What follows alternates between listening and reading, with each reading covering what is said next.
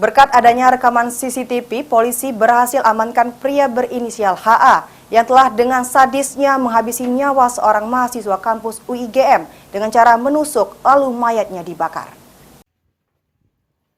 Dalam kondisi diperban kakinya karena ditembak polisi, HA warga desa Tagalrejo, Kecamatan Belitang, Oku Timur, tersangka pembunuhan terhadap seorang mahasiswa UIGM bernama Febri Setiawan, diamankan di Polres Oku Timur guna dilakukan pemeriksaan.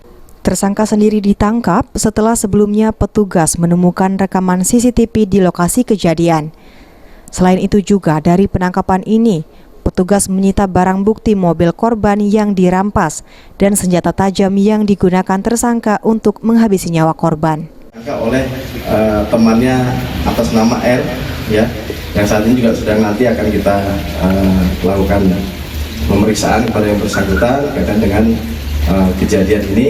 Setidaknya sejauh mana yang bersangkutan mengetahui hubungan antara.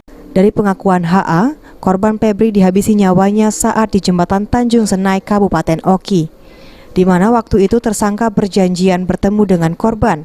Lalu di tengah perjalanan korban menghentikan laju mobilnya. Pada saat mobil berhenti, korban sempat turun dari mobil dan terlibat keributan dengan tersangka.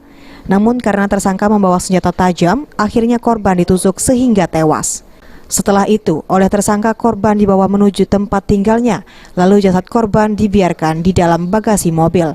Setelah itu baru dibawa ke lahan perkebunan Desa Girimulyo, Kecamatan Belitang dan dibakar. Dalam kejadian ini, tersangka yang sudah merencanakan aksinya membawa lari mobil dan uang korban. Bawa itu ya, untuk nutup mayatnya. Nah, kemana setelah itu, Kang?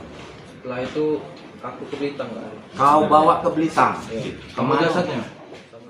Atas perbuatannya, tersangka HA sendiri dijerat polisi dengan pasal 340 KUHP dengan ancaman hukuman mati. Kini HA dijebloskan dalam sel tahanan Polres Oku Timur. Aji, PAL TV.